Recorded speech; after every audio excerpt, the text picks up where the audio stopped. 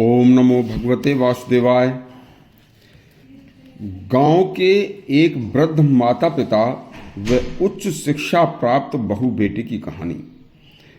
आज की पढ़ी लिखी दुनिया का यह एक बड़ा ही मार्मिक प्रसंग है। एक बार पूरा सुनना। यह एक सच्ची कहानी है। केवल पात्रों के नाम बदल दिए गए हैं जिससे कि उन्हें कोई बुरा न लगे। तो सुनिए। आगरा जिले की तहसील बाहा के एक गांव में एक गरीब किसान दंपति रहता था। उनके एक बेटा था।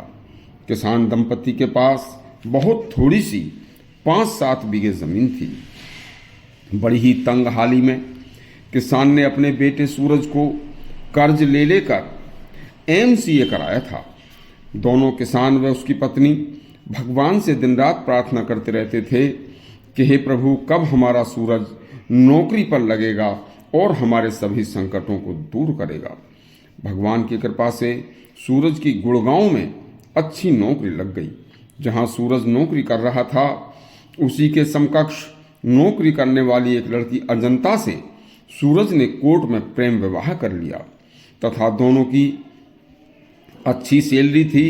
दोनों ने मिलकर गुड़गांव में ही एक 2 कमरे का फ्लैट भी खरीद लिया। लेकिन सूरज काफी समय तक गांव नहीं लौटा। गांव में किसी पड़ोसी के फोन पर कभी कभी माँ बाप से बात कर लिया करता था। एक दिन किसान हरिशंकर ने फोन पर बेटे सूरज से कहा कि बेटा, कुछ रुपए लेकर आ जाओ, जिनसे हमने कर्ज ले रखा है उनके ब्याज के पैसे दे देंगे और असल रकम उनकी थोड़ी थोड़ी करके बाद में दे देंगे।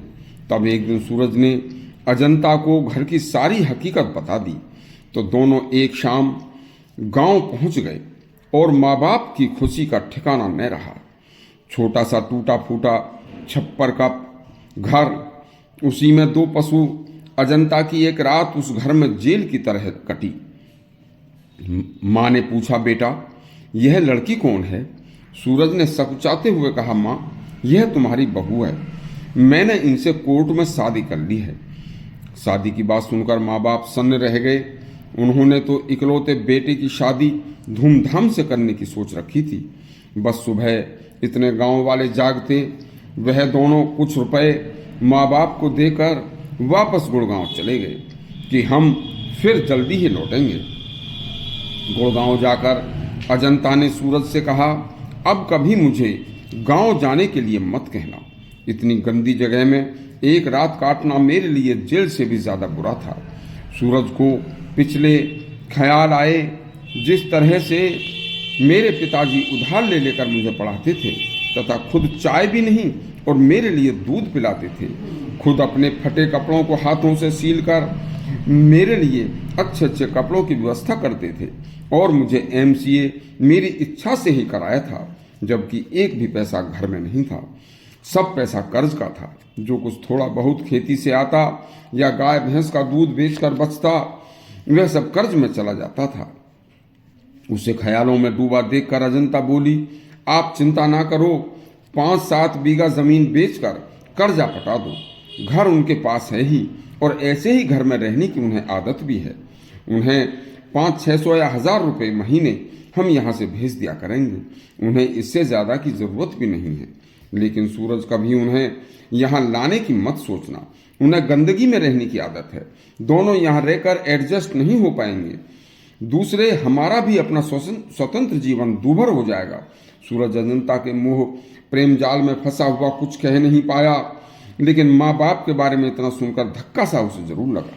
कुछ दिन बाद साहूकार का ज्यादा तगादा होने पर हरिशंकर किसान ने फिर सूरज को फोन पर बताया कि भैया कुछ पैसे लेकर आ जाओ, साहूकार को देने हैं। सूरज ने अजंता से कहा। अजंता बोली, चलो आज आखिरी बार मैं आपके साथ चलती हूँ। दोनों गांव आए। माँ बाप बड़े प्रसन्न हुए। अजंता बोली, पिताजी अब आप बूढ़े हो गए हैं, आप यह जमीन बेच दो। घर आपके पास है ही, आपके खर्चे लायक पैसे हम हर महीने आपको भेज दिया करेंगे। जमीन बेचकर कर्ज भी उतर जाएगा और आपको काम भी नहीं करना पड़ेगा। हरिशंकर किसान बहू के मुंह से जमीन बेचने की बात सुनकर हृदयघात से उसी समय मर गए। उसी जमीन के सहारे उन्होंने बेटे को एमसीए कराया था। अगले सुबह पिता की दाह क्रिया के बाद सूरज ने जमीन का सौदा कर गुड़गांव का रास्ता पकड़ा तथा कुछ समय बाद मां को भी समझा कर अपने साथ ले गया। घर को भी थोड़े पैसों में बेचकर मां को अजंता के कहने पर कुछ दिन उन्होंने साथ रखा और साथ रखने के बाद उसने फिर उन्हें अनाथालय में छोड़ दिया। ऐसा है आज का उच्च शिक्षा प्राप्त संसार, जिसमें अब वृद्ध अवस्था तो केवल भगवान भरोसे है, संतान भरोसे नहीं। यह सत्य कथा आपको यदि हमारी अच्छी लगी हो तो हमारा चैनल सब्सक्राइब करें और घंटी दबाएं। उच्च शिक्षा लेना अच्छा है, लेकिन संस्कार विहीन होना अच्छा नहीं है। धन्यवाद।